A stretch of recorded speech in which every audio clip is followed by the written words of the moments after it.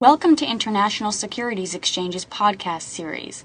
Facilitated by renowned educators, ISE podcasts are intended to teach beginning as well as seasoned investors the ins and outs of trading.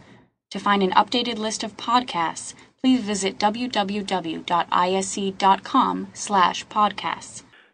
Also, as we said, because of the impact on Chinese exports to Europe and their exposure to European bonds, which a lot of people, a lot have, but China, of course, holds a lot of bonds within Europe. A breakup in the monetary union really exacerbates the current credit bubble in China and the bit of slowdown that we've already seen.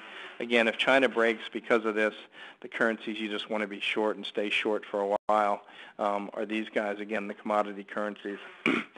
They get crushed in a very, very big way. We could just call these currencies China currencies.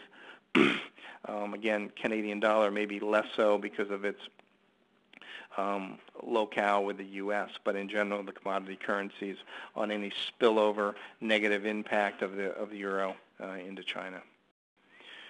This is a scenario we had set up for our long-term view that we think the dollar is in a multi-year bull market, and I won't go into all these reasons, but part of the reason is as the dollar increases in value against the euro, it tends to relieve European pressure there. Obviously, the Europeans would love to see the euro fall in value because it takes some pressure off German exports and those types of things in general, so that's been part of our long-term dollar story. Charts here. This is a chart, daily chart, and we've been short pretty much since here and have stayed with this trade consistently. I mean, we were back and forth when it went to 160, back in and filling here and there, getting some money.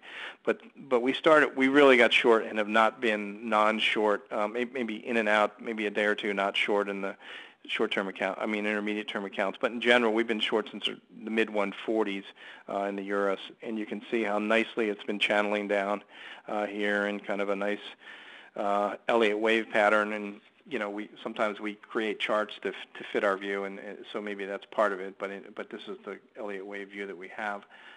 Our next target here, maybe we get a bounce in here. We think technically the euro is due for a bounce, but if we get a bounce up in here, our next target is 117.94. After that, we have a target of 106. Ultimately, we think it goes to par and beyond.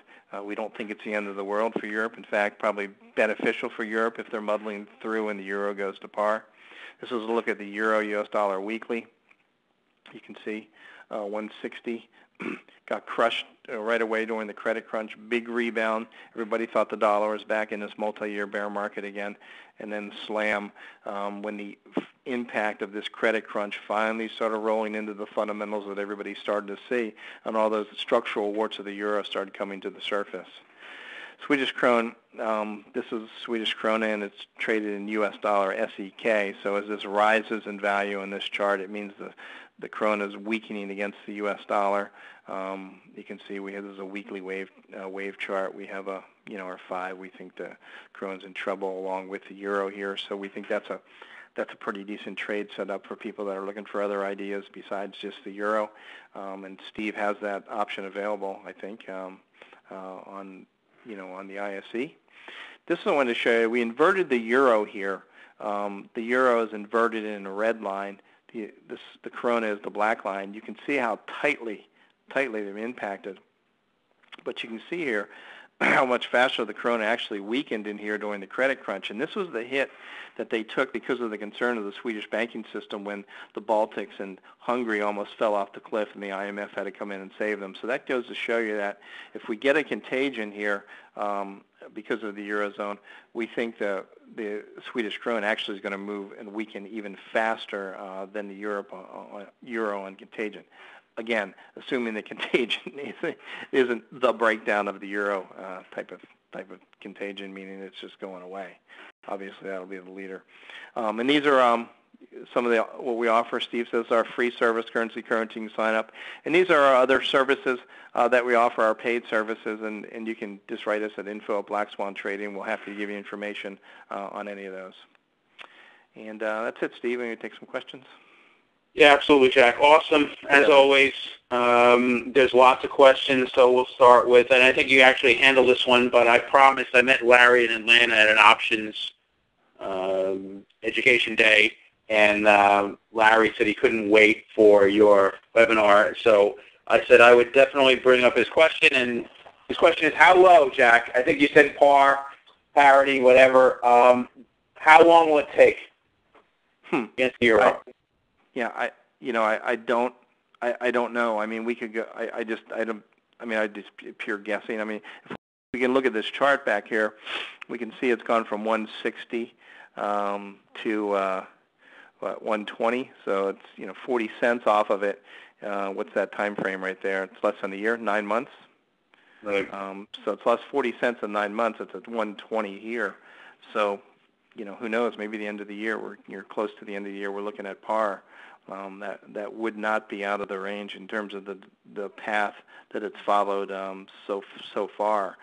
But it's one of those situations. If they start to muddle through and it gets a bounce, and something good happens, and something good can happen, I don't discount that. It's going to back and fill a bit. But we could wake up one day and somebody says, we are leaving the zone, and then it does something like this. You know what I mean? It's very hard to call.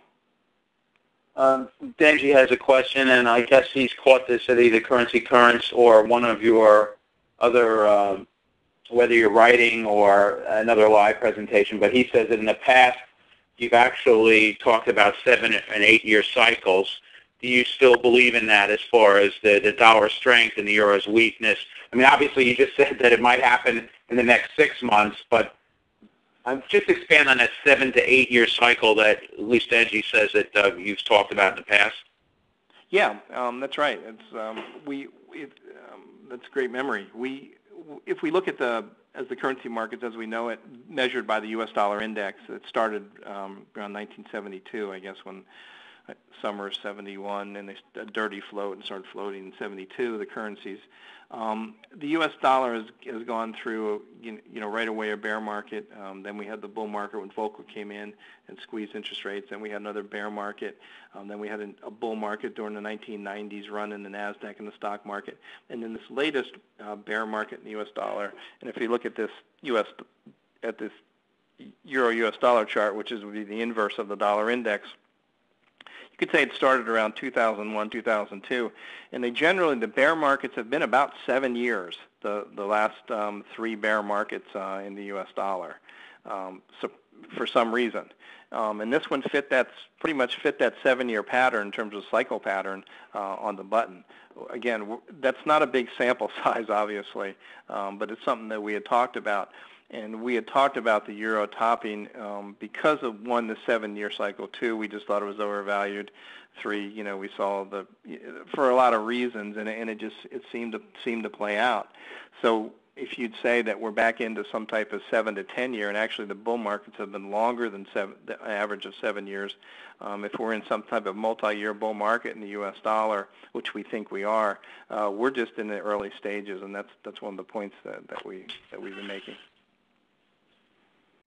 Thank you for listening to our podcast. To find more podcasts on options, stocks, alternative markets, and market data, please visit www.ise.com/podcasts.